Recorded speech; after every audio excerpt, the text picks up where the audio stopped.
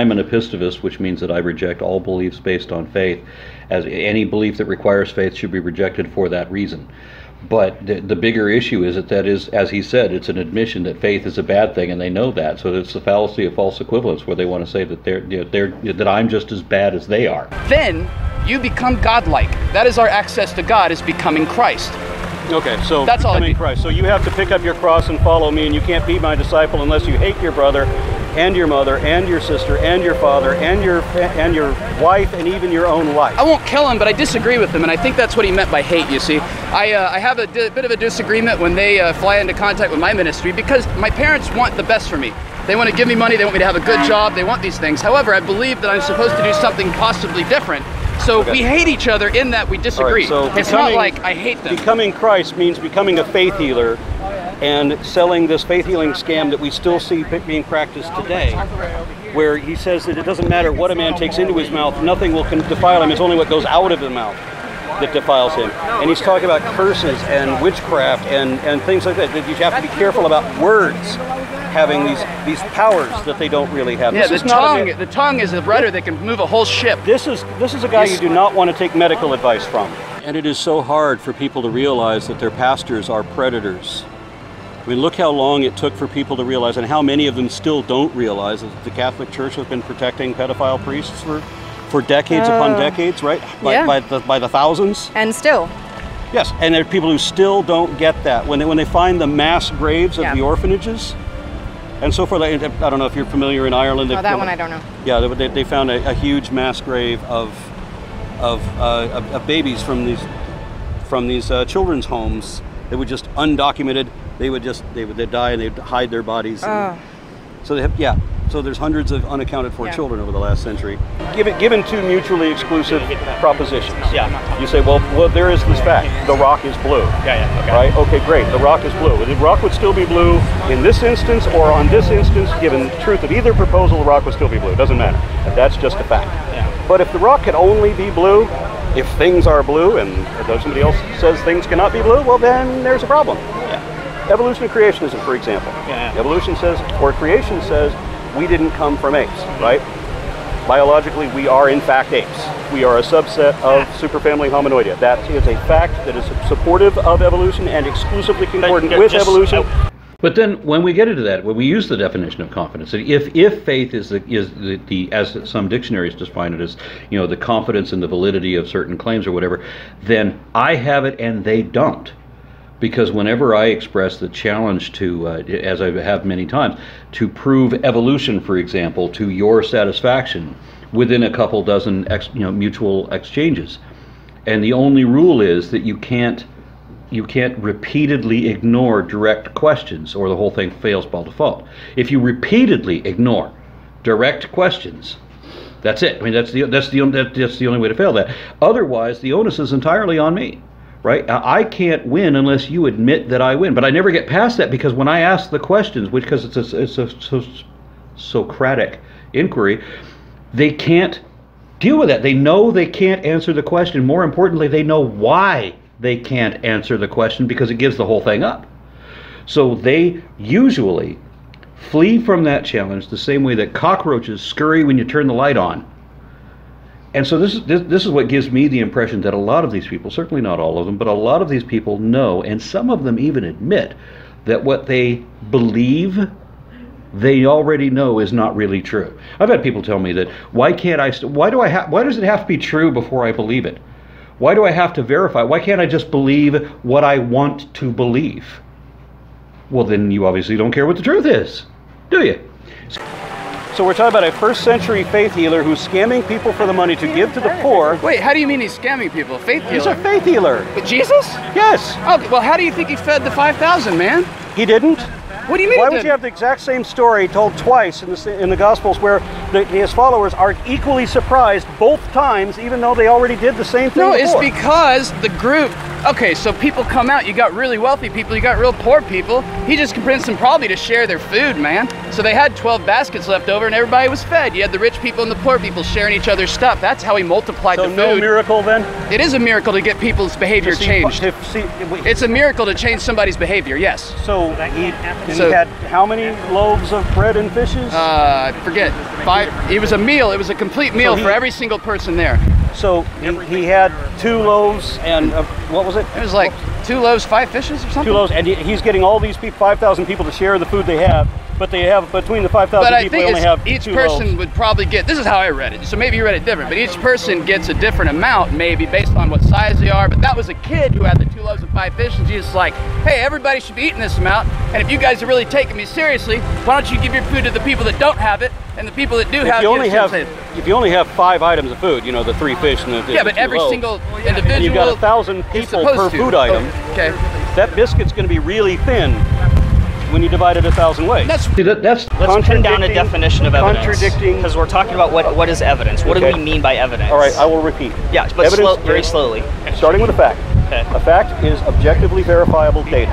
Okay. It is not a fact if you can't objectively verify it. So are you saying that there are no facts that have not been verified? No. I'm saying you can't call it a fact until it has been verified. Much like truth. So it can be a fact, it's just, there can be unverified facts. There are things that are true that we don't know, but we can't declare it truth until we can show that it is true. But we discover facts, right? That's correct. Okay, so start again. What's the definition? Again, objectively verifiable data, we'll call that facts. Evidence is a body of facts that are positively indicative of or exclusively concordant with one given position. Say that part again. It is positively indicative of. Okay, so it's evident. Okay.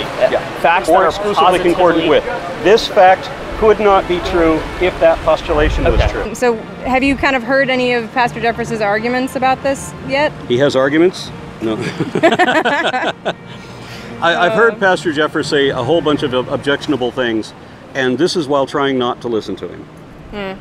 So, I mean, I avoid him as much as I can, but every now and then something makes the news. Like when he wanted to, he thought he had a friendly and fun way to get people in the Christmas spirit, and that was by arranging to have his ministry boycott their businesses.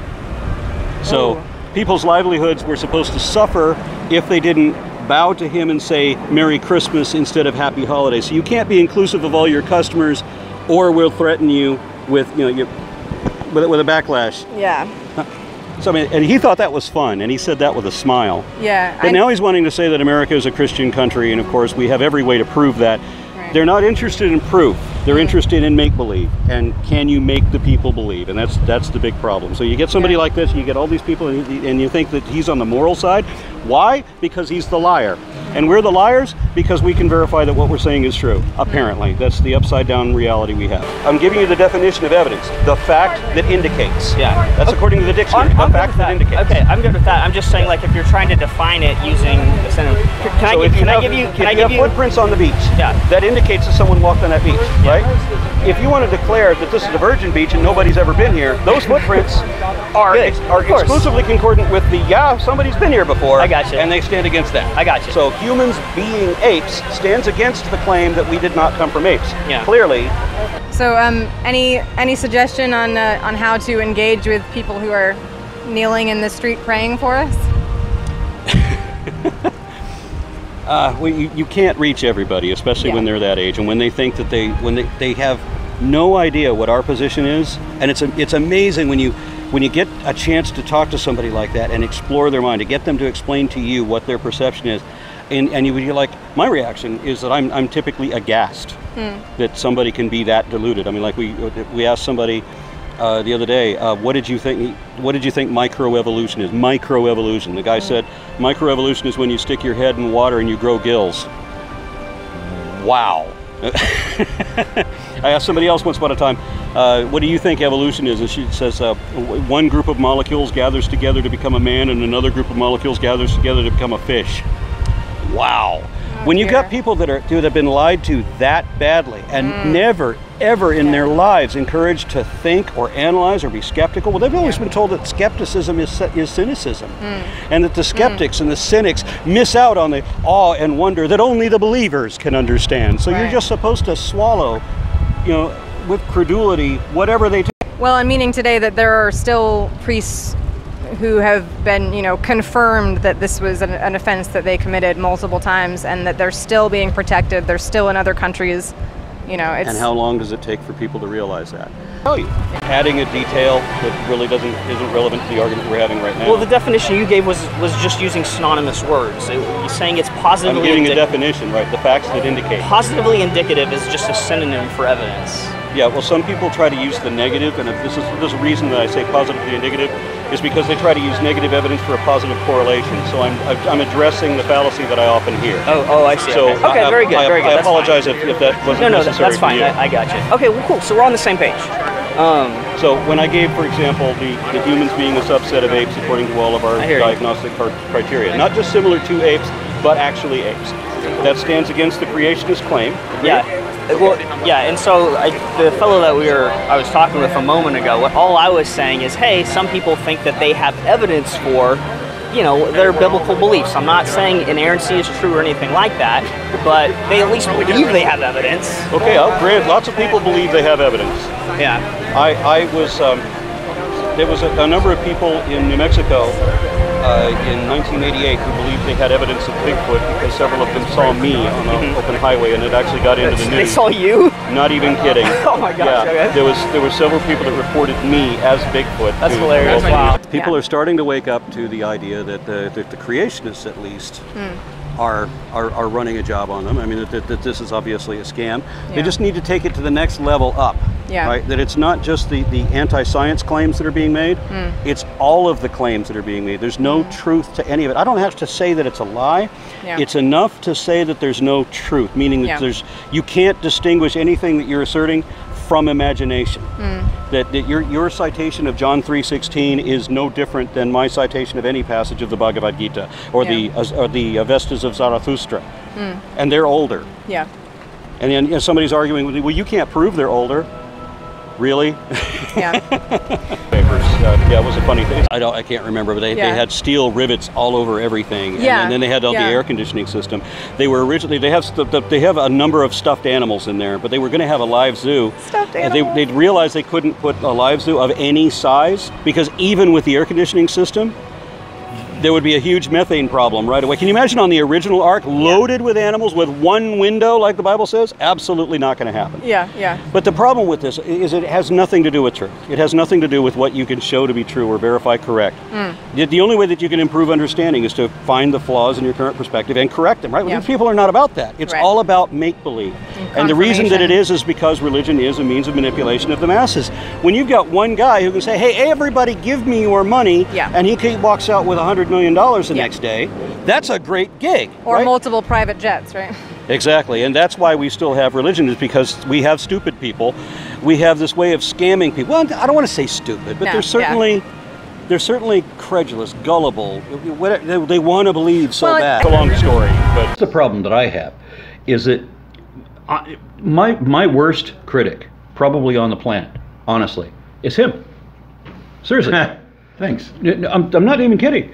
When people come up with legitimate complaints against things that I've said, it's usually him. And then I have to concede, well, yeah, you're right about this point. I need to correct that. But when I'm arguing with believers, I can prove conclusively that the thing that they just said is wrong. But you'll never get an admission. It's very rare. That what they said is wrong. That just doesn't happen. I had always been taught that apes and monkeys are sister groups, and that apes are not monkeys. It's just the way I was raised, so that's the way I believed, I guess.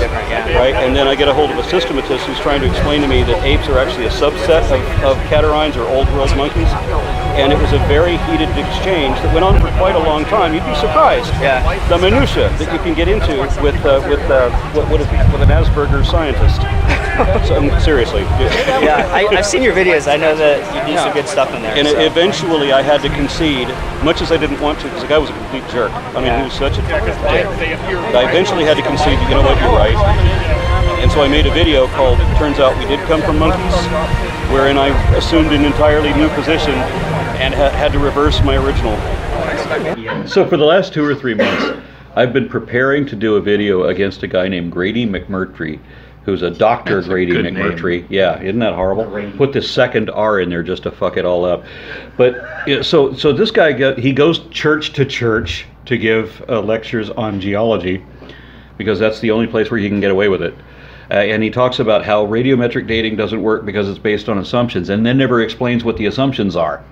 Right? We assume that the physics we've observed is relatively uniform as it keeps producing the same fucking results. So, just a few nights ago, now I've been preparing for the last couple of months, talking to people who do radiometric dating to try to. I'm getting ready to do a video on Grady McMurtry. I can say if it was McMurdy, it'd be easy, but it's McMurtry. But anyway, You haven't read enough westerns. Right? So I think I know the author you're talking about. But anyway, the Non Sequitur show put me on a hangout. They said, would you like to be on in 4 days from now with Grady McMurtry? And I'm like, oh, fuck yes. Right? So this guy claims to have been educated at Berkeley, and then tells me that he tells the audience that he used to be an evolutionist and he used to teach evolution. Right? And yeah, and so I bring up, okay, well, first of all, your degree listed is not from Berkeley. Your degree is from a religious institution in like Tennessee or something. Yeah, he could have been. Like if I went to Berkeley and somebody there just completely schooled me, I could claim that I got educated at Berkeley, and that may be what happened. I think what actually happened was that at one point he stopped to get gas in the city of Berkeley.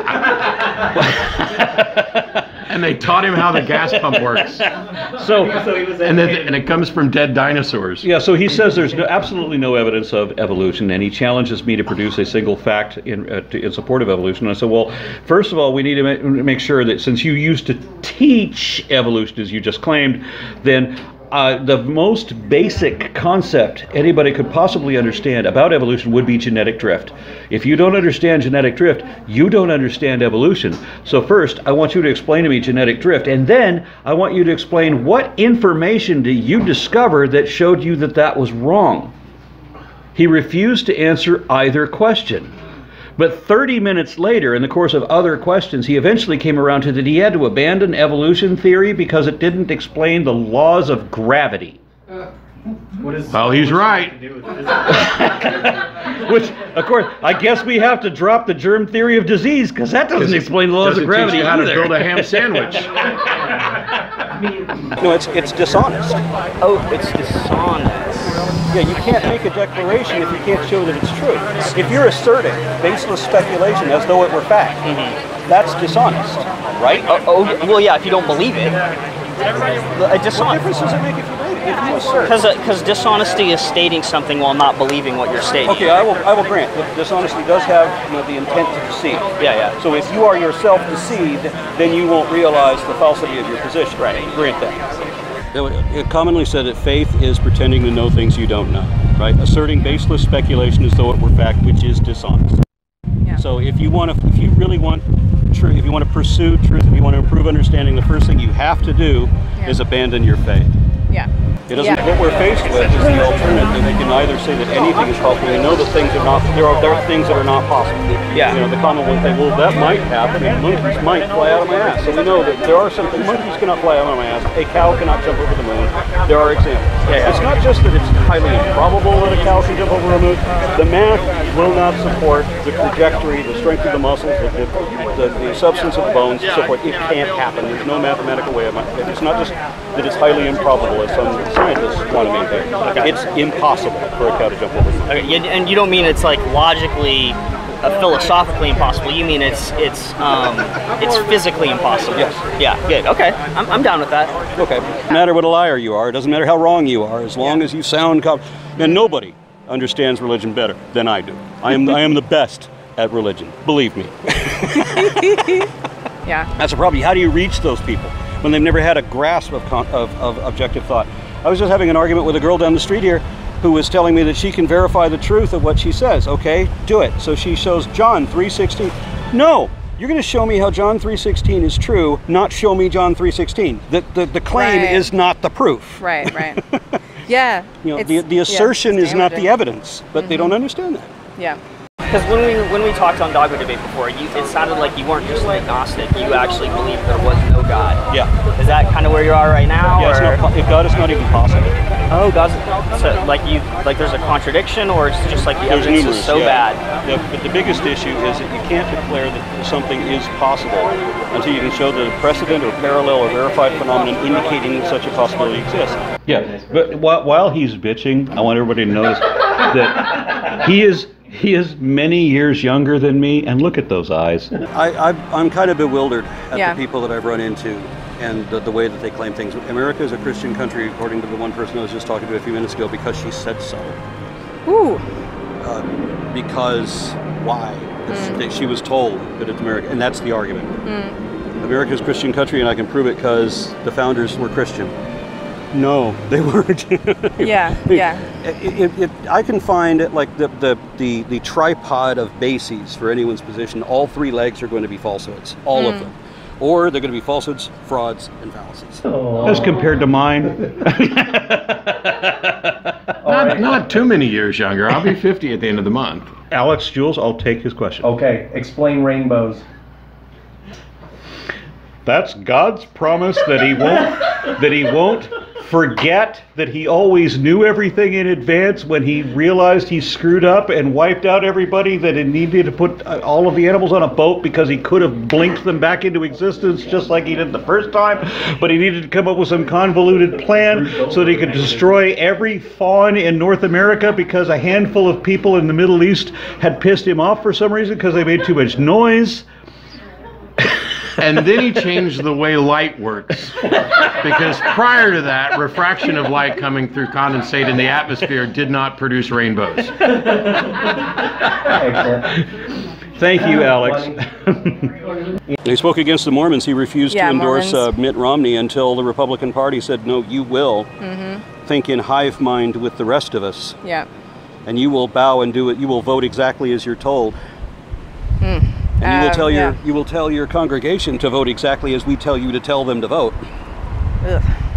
And that's why, by the way, that's why America is not a Christian country, because that's not supposed to be allowed. That's why Trump wants to get rid of the Johnson Amendment, because that's the only thing pretending to stop this kind of thing, which we know has been going on in churches forever anyway. When I became an activist 20 years ago, when a church was bragging that their congregation had elected certain judges and senators and such because their ministers told them to vote as a block for this, for religious reasons. Yeah. For the purpose being to make the United States a Christian country where they could impose or where they could enforce biblical law. And they meant and specified Levitical. The first hot button? Oh, boy. We'll start at the beginning? Yeah. Oh boy. It's on now, baby.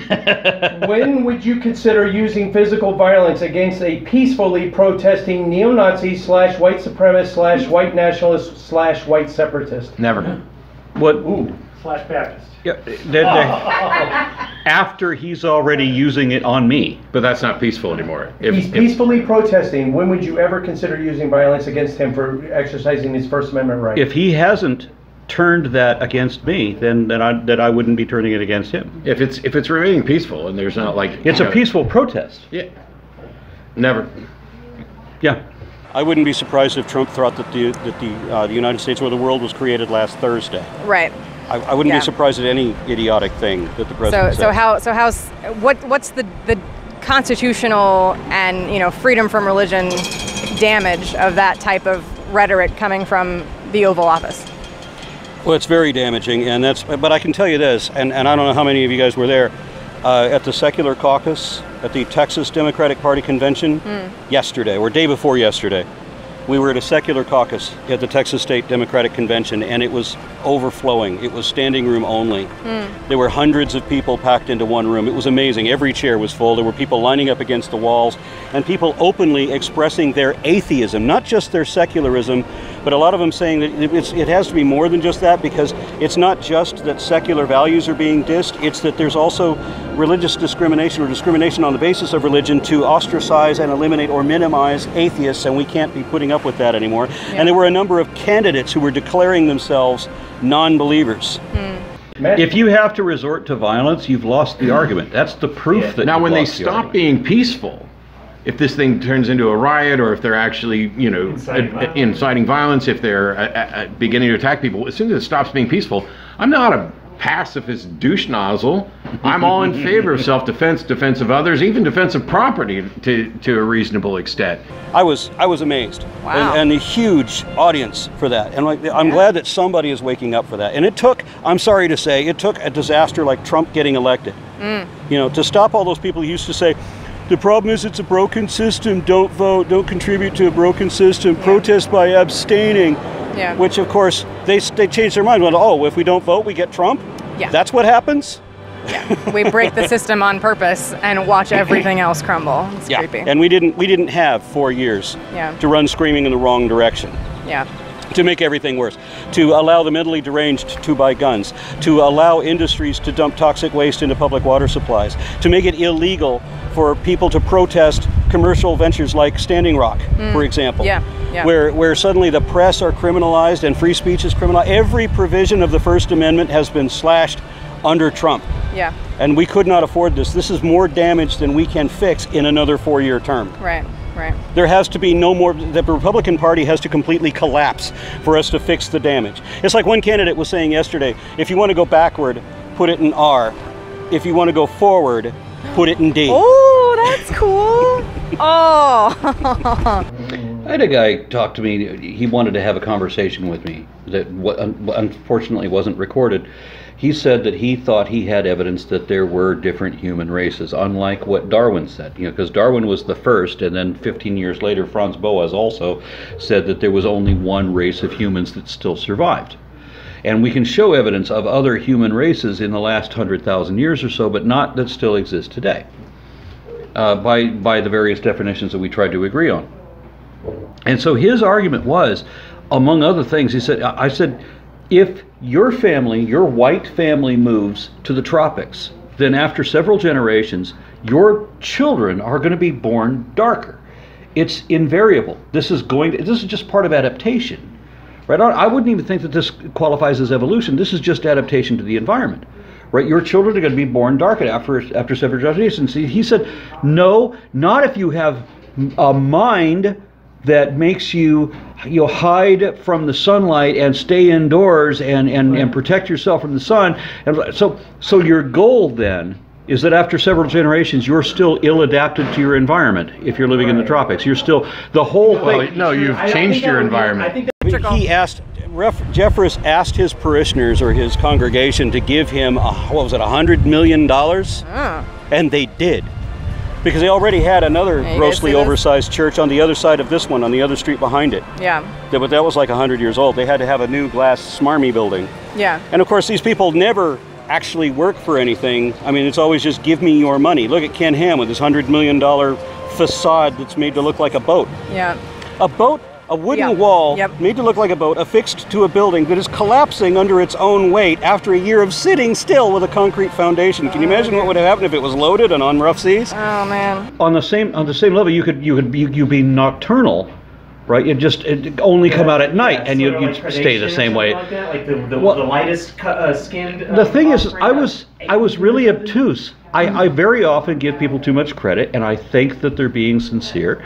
And very obviously, in retrospect, this guy was arguing that the only importance was that he stay white. He knows what makes people white and versus what makes people dark, and he's trying to deny the very climate that makes people dark, and maintaining that somehow makes him superior. I want to change the education system not only to include things like critical thinking and skepticism and comparative religions courses, but I think right alongside requiring kids to be vaccinated in order to attend public schools, they should also submit to a 23andMe test so they can find out they're not as fucking white as they thought they were. So with God, we have him defined by his miraculous nature, that God can do whatever he wants, and that miracles are themselves impossible by definition. Yeah. Because miracles and magic have the same definition. They are the evocation of supernatural forces or entities to control or forecast natural events in ways which are inexplicable by science because they defy the laws of physics, which makes them physically impossible.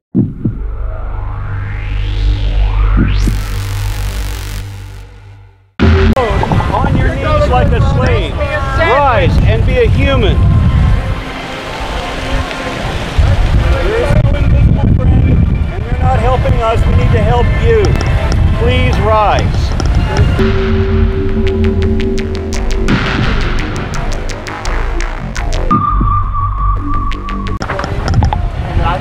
Do not be like the hypocrites who pray in public where everyone can see them. Pray in the privacy of your own room, as Jesus said.